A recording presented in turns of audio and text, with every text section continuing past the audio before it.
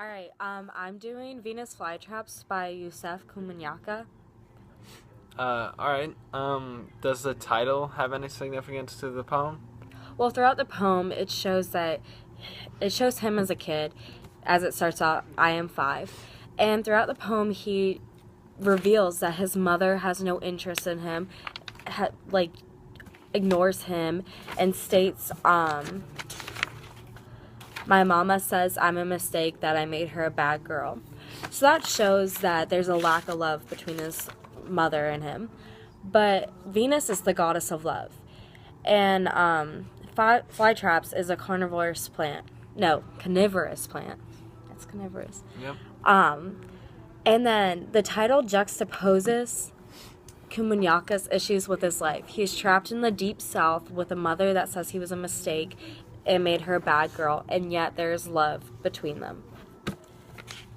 Alright. In the poem, I notice there's reference to a lot of yellow flowers. Do they represent anything or any significance? Well, the yellow flowers were mentioned multiple times, and it just talks about how they go through the land and they just never end.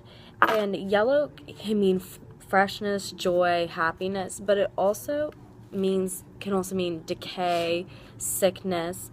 And Komunyakaa grew up in the civil rights movement, and it can just show how even though there's all this sickness around him with racism and everything around him, there's an odd freedom that he feels throughout. Like, as he's a child and he can do anything he wants, he's really, creates his own future.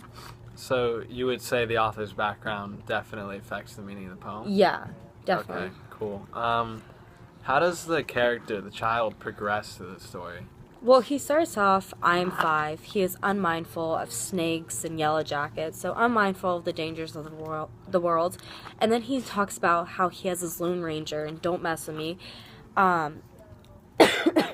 And then that Lone Ranger turns into silver bullets. And that's the first kind of phase where you start to see the adult progression in him. And then he starts to talk about tall flowers as big as the First State Bank, which is an illusion, and obviously he's intellectual and not like a tiny little kid. And then he starts to talk about how he says no peeping through your fingers, so showing how an adult figure of some sort is trying to hide the ugly truth and reality from him. And then he starts to get closer to the train tracks, even though he knows the dangers.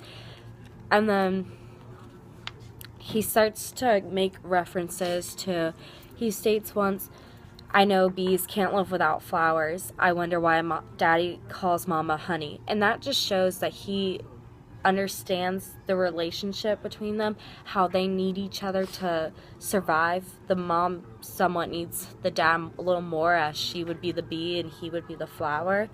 And then he starts to talk about death. He states, "I wonder what death tastes like," and just really starts to question a little more harsher subjects.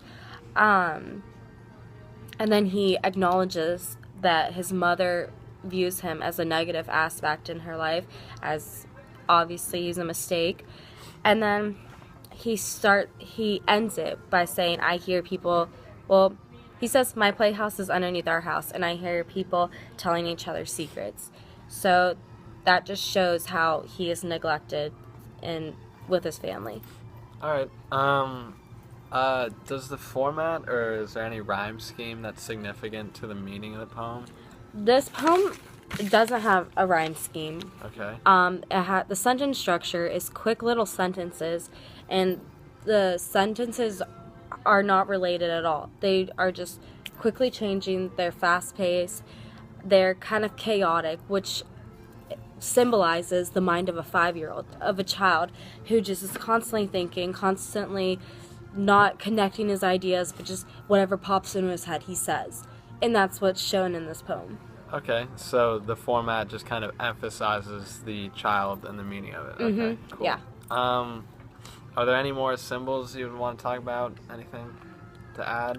Or is that it? That's it. All right, cool.